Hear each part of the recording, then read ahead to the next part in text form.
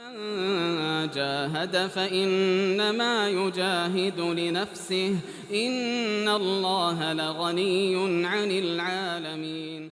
Berikutnya dari Risna di grup Akhwat 5. Ustadz, saya awalnya bekerja di sebuah perhotelan, tapi setelah saya memutuskan berhenti karena merasa banyak kewajiban saya sebagai istri dan ibu yang terabaikan. Suami saya sering menyinggung juga di masalah keuangan. Malahan uangnya tidak diberikan kepada saya, takutnya katanya kalau saya boros. Hanya memberikan uang belanja sekitar 20.000 hingga 30.000 per hari, namun itu pun tidak rutin. Saya biasanya tetap qanaah, tapi kadang-kadang ada biaya mendadak. Contohnya anak yang biasa rewel di tempat penjual mainan yang mengurangi jatah belanjaan sehingga membuat dia marah-marah lagi. Bagaimana menghadapi suami yang kikir dan penuh perhitungan Ustadz dalam keuangan? Sedangkan pernah baca di sebuah internet, semakin tidak kikir ke istri, maka rezekinya semakin lancar Ustadz. Ya, pertama langkah yang dia tempuh untuk dirinya, pilihan yang dia tempuh untuk dirinya, untuk berada di rumah fokus mengurus suami dan anak-anaknya, itu pilihan yang berani ya, dan berasal dari keimanan. Semoga Allah menguatkan kita semua di atas ketaatan. Nah, itu adalah hal yang bagus. Orang tidak perlu khawatir. Kalau dia memilih sesuatu karena ketakwaan kepada Allah, maka pasti Allah akan ganti dia lebih baik daripada itu. Yakini bahwa Nabi SAW bersabda, "Man taraka syai'an ittiqa Allah, abadalahu Allahu khairan minhu." Siapa yang meninggalkan sesuatu karena takwa kepada Allah, maka Allah akan ganti dia lebih baik daripada itu.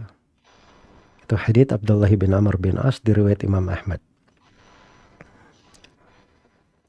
Adapun keberadaan suami seperti yang disebutkan, itu perlu kesabaran. Mungkin itu pintu ketaatan yang lain untuknya.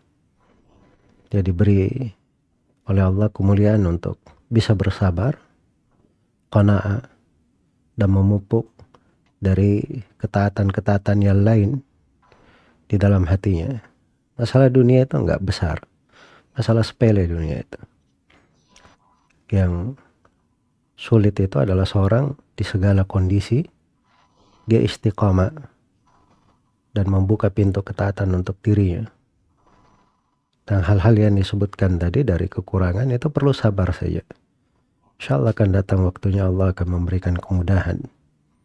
Dan kadang seorang itu diuji dengan kekurangan, itu mungkin ada kebaikannya untuk dirinya sendiri. Mungkin disiapkan untuknya hal-hal yang lebih baik baginya di akhirat. Dan mungkin ada hal-hal yang lain, hikmah-hikmah yang lain, yang kita selalu berbaik sangka kepada Allah pada apa yang Allah pilihkan untuk kita. Semoga Allah memberi taufik kepada semuanya. Wallahu ta'ala alam. Nah Ustadz, jazakallah khair. Ya, dan satu sudut lagi terkait dengan suami. Ya, suami ya, dia bangun nasihat yang bagus saja antara suaminya di dalam sikap-sikapnya, dan dia mendoakan.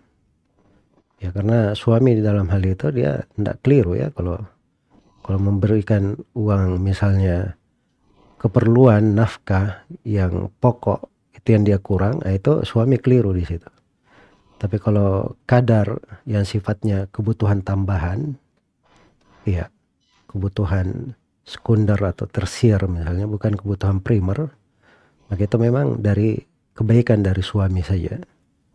Semoga Allah memberi taufik pada semuanya. Wallahu ta'ala alam. Nah Ustadz, jazakallah khair.